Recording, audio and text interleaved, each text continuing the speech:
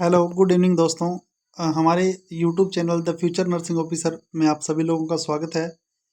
हम staff nurse NHM CHO 2025 और ANM GNM BSc nursing सभी स्टूडेंट्स के लिए जो आने वाले एग्ज़ाम है उनके लिए मैं आपको कंप्लीट थ्योरी बेस्ड जो सिलेबस है वो मैं कंप्लीट करा रहा हूँ, जिसमें हमारा सब्जेक्ट पीडियाट्रिक नर्सिंग हम पढ़ रहे हैं।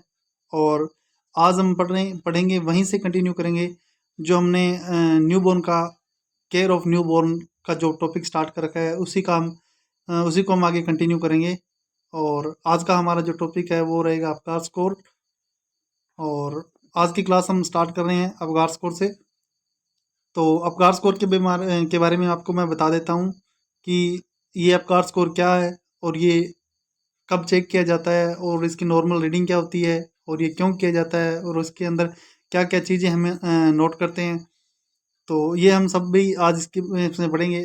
और अवगार स्कोर एक मोस्ट इम्पोर्टेंट टॉपिक है जो कि कोई भी एग्ज़ाम, चाहे एनएचएम का हो, चाहे वो नोट सेट का हो, चाहे वो सीएचओ हो, उन सभी में से एक से दो क्वेश्चन अपने को अवगार स्कोर के इस टॉपिक में से देखने को मिलेंगे।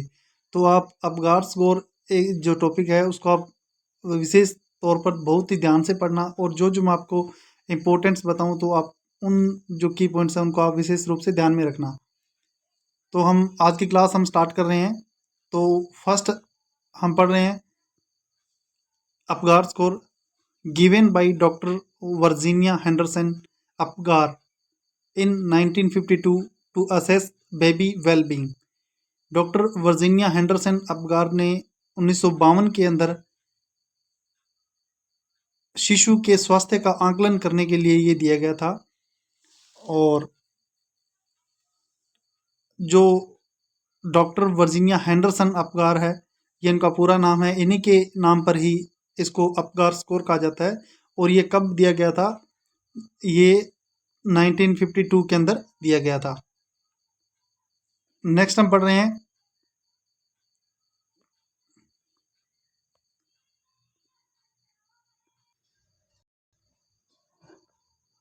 आगे इस अवगार स्कोर में क्या क्या होता है मैं आपको बता देता हूँ। जो अवगार स्कोर है वो एट बर्थ किया जाता है, जब बच्चे का जन्म होता है तब ये किया जाता है। और इसको टू टाइम्स, दो बार, ये कब किया जाता है? ये दो बार किया जाता है जन्म के समय में। फर्स्ट ये किया जाता है 1 मिनट आफ्टर बर्थ, जब बच्चे का जन्म हो जाता है तो 1 मिनट के अंदर इसको किया जाता है। जब बच्चे का जन्म होता है तो 1 मिनट के अंदर जब बर्थ होता है तो उसके अंदर ये इसको किया जाता है। और सेकंड इसको किया जाता है 5 मिनट के बाद, आफ्टर 5 मिनट। बर्थ का, बच्चे का जब बर्थ हो जाता है तो आफ्टर 5 मिनट के बाद इसको किया जाता है। और अगर रिलायबल हो, अगर ज़रूरत पड़ती है, कई बार ज़रूरत पड़ती है बच्चे के अंदर, अगर कोई कॉम्प्लिकेशन हमें दिखाई दे रहा है या कोई दिक्कत आ रही है, तो हम इसको 10 मिनट के बाद रिपीट करते हैं अपगार स्कोर को। अपगार स्कोर क्या है? अपगार स्कोर का जो क्राइटेरिया है वो क्या है? अपगार के अंदर हम क्या क्या चीज़ें देखते हैं उनके बारे में मैं आपको एक एक करके बताऊंगा।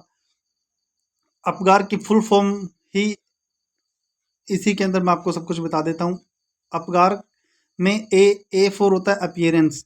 अपीयरेंस में हमें देखा जाता है कि जो स्किन का जो कलर है बेबी का, जो स्किन का कलर है, जो दिखावट है, त्वचा का जो रंग है, हमें बॉडी का जो कलर है वो कैसा दिखाई दे रहा है। तो ए फॉर अपीयरेंस, जो स्किन का कलर है वो देखा जाता है। पी फॉर होती है पल्स रेट, जो बच्चे की पल्स रेट है एट बर्थ, और 1 मिनट के बाद देखी जाती है, 5 मिनट के बाद इसको चेक किया जाता है। जी फॉर होता है ग्रीमेस। ग्रीमेस के अंदर होता है रिफ्लेक्स, जो रिस्पॉन्स होता है, जैसे पेन हो गया बच्चे को, जैसे अपने नोज पेन करते हैं तो उसको थोड़ा जो पेन होता है उसके अकॉर्डिंग जो एक्टिविटी वो ग्रीमेस जो करता है, तो वो जी फॉर ग्रीमेस। नेक्स्ट हम पढ़ते हैं A for activity, muscle stone. Muscle stone बच्चे की क्या है, बच्चे की एक्टिविटी क्या है, बच्चा जो क्राई करता है वो एट बर्थ जब क्राई करता है तो 1 मिनट पे उसने क्राई किया नहीं किया, वो चीज़। फिफ्थ आता है आर। आर फॉर होता है रेस्पिरेशन एफर्ट। बच्चे की जो सांस लेने की जो दर होती है, प्रतिक्रिया प्रयास नोट, जो रेस्पिरेशन रेट की जो दर है और वो एफर्ट है, वो इसके अंदर काउंट डाउन किया जाता है।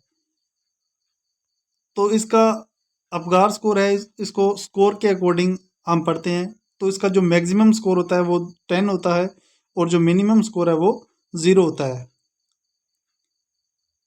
तो स्कोर के अंदर इसको तीन कैटेगरी के अंदर डिवाइड कर दिया गया है। तीन कैटेगरी होती है अलग अलग इसकी। फर्स्ट जो कैटेगरी है इसकी, उसको हम मानते हैं 8 से 10। 8 से 10 का जो स्कोर जो दिया जाता है, उसके अंदर बच्चा क्या होता है, नॉन डिस्ट्रेस, बच्चे के अंदर कोई डिस्ट्रेस नहीं है और बच्चे को कोई स्पेशल केयर देने की जरूरत नहीं होती है। ये हमारा फर्स्ट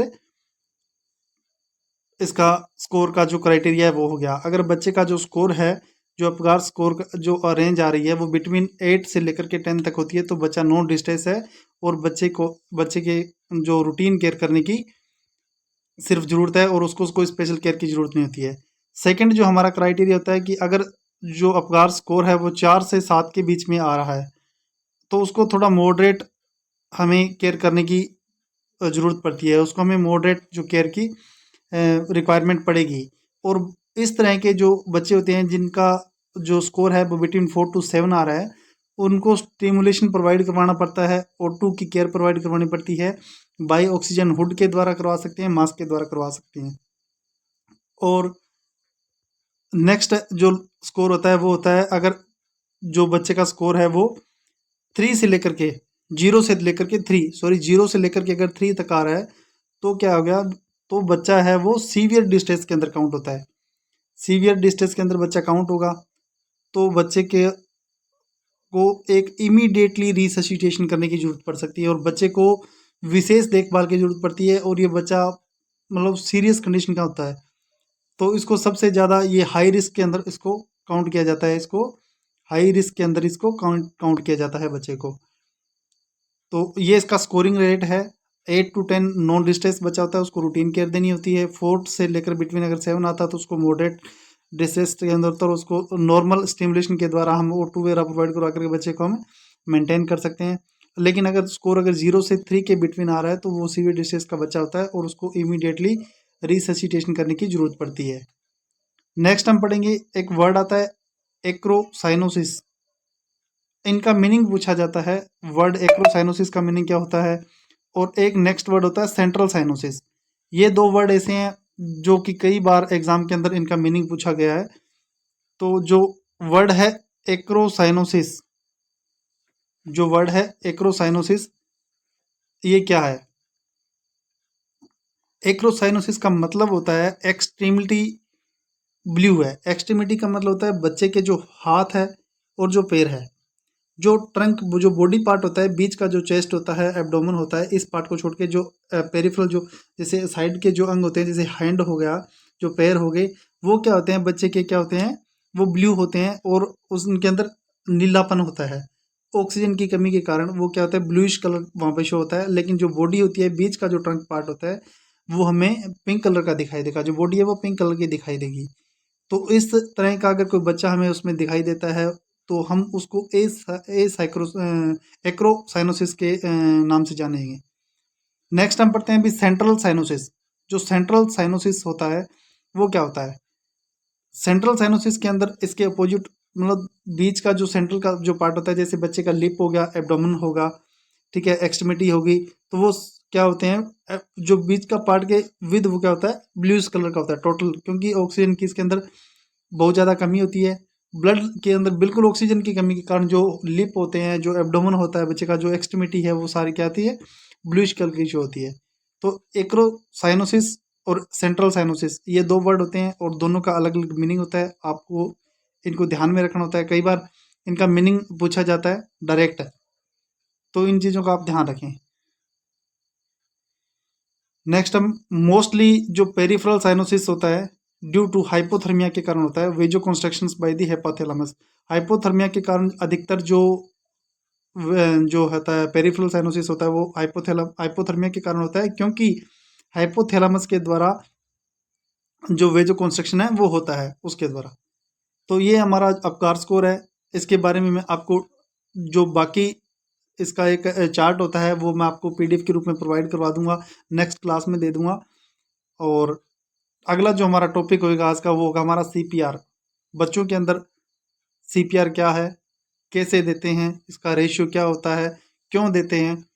तो सीपीआर का जो फुल फॉर्म है वो कई बार पूछी जाती है। सीपीआर का जो पूरा नाम है वो पूछा जाता है। तो सीपीआर का जो फुल फॉर्म होता है वो क्या होता है, कार्डियो पल्मोनरी रिससिटेशन। रिससिटेशन जो कार्डियो सीपीआर का जो फुल फॉर्म होता है वो क्या होता है? Cardio pulmonary resuscitation. तो इसका जो फुल फॉर्म है ये आपको याद रखना है, कई बार इनका फुल फॉर्म भी पूछा जाता है।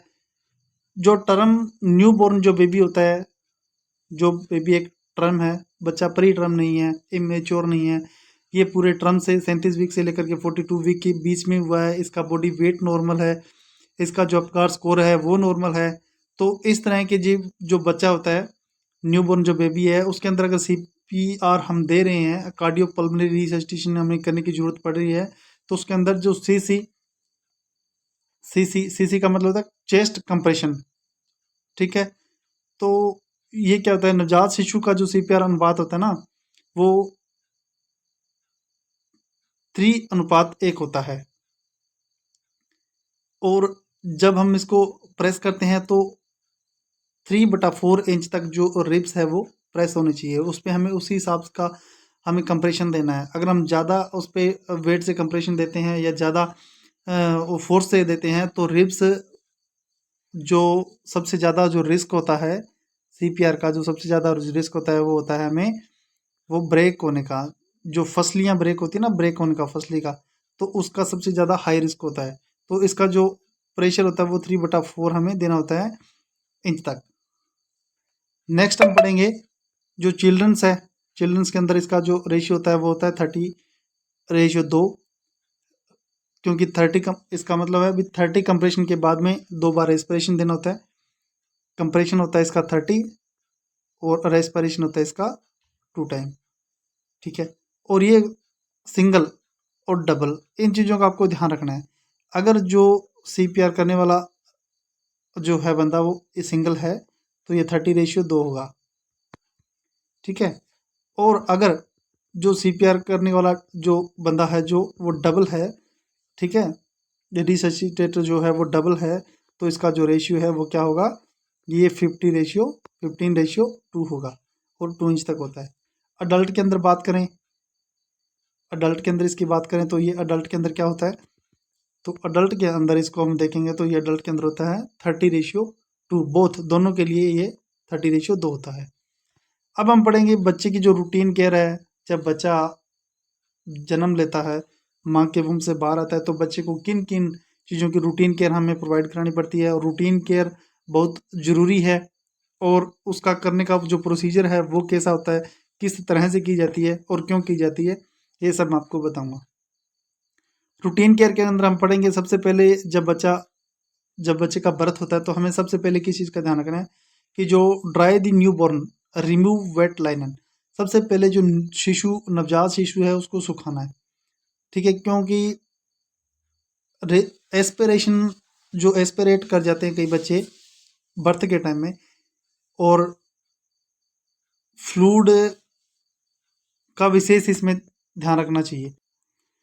Dry the newborn, remove wet linen, नवजात शिशु को सुखाना है, गिले कपड़े को हटा देना है, क्योंकि सबसे हाई रिस्क होता है बच्चे को, माँ के वुम के अंदर जो टेम्परेचर होता है वो ज़्यादा होता है, लेकिन जब बच्चा डिलीवर होकर बाहर आएगा तो बच्चे को सबसे ज़्यादा हाइपोथर्मिया का रिस्क होता है। बच्चे का जो बॉडी लेबर रूम का टेम्परेचर कम होता है, तो बच्चे का जो बॉडी टेम्परेचर है वो कम होने का, न्यू बॉर्न का जो बॉडी टेम्परेचर है वो कम होने का रिस्क सबसे ज़्यादा होता है। तो उसको सबसे ज़्यादा अपने हाइपोथर्मिया से प्रिवेंट करने के लिए उसको सबसे पहले शिशु को सुखा करके, और गिले कपड़े जो लाइनन गीला उस पर कुछ भी कपड़ा है तो उसको हमें हटा करके वहाँ पे ड्राई कपड़े जो सूखे कपड़े उसके अंदर बच्चे को लपेटना है। नेक्स्ट हम पढ़ते हैं initiate breast feeding with in 30 minute. सबसे पहले क्या होता है कि 30 मिनट के भीतर स्तनपान बच्चे को, अगर बच्चे की नॉर्मल डिलीवरी हुई, सामान्य प्रसव हुआ है, नॉर्मल डिलीवरी बच्चे की हुई है, तो बच्चे को 30 मिनट के विद इन हमें क्या करना है, हमें ब्रेस्ट फीडिंग स्टार्ट करवा देनी है। और अगर सिजेरियन डिलीवरी होती है तो उसके अंदर हमें 4 हॉर्स के भीतर हमें 4 घंटे के बाद हमें जो होती है वो ब्रेस्ट फीडिंग चालू करवा देनी होती है। आंखों की देखभाल अगर बच्चे की हम करें, रूटीन केयर के अंदर बच्चों की अगर आंखों की देखभाल करनी है तो जो आंख साफ करने का जो तरीका है, किस तरह से हम साफ करेंगे, तो इसको inner canthus to outer canthus, नेत्र की जो देखभाल है वो आंतरिक कोण से बाहर की ओर की जाती है, अंदर से लेकर के बाहर की तरफ इसको साफ किया जाता है। तो ये चीज़ें हमें ध्यान रखनी है। ये डायरेक्ट क्वेश्चन पूछा जाता है कि जो आई केयर है बच्चे की वो किस तरह से की जाती है, इनर टू आउटर की जाती है, आउटर टू इनर की जाती है। और तो ये स्पेशल क्वेश्चन इनका डायरेक्ट क्वेश्चन बन के आता है, तो इन चीज़ों को विशेष ध्यान रखना है। तो आई केयर जो बच्चे की है वो inner canthus to outer canthus की जाती है।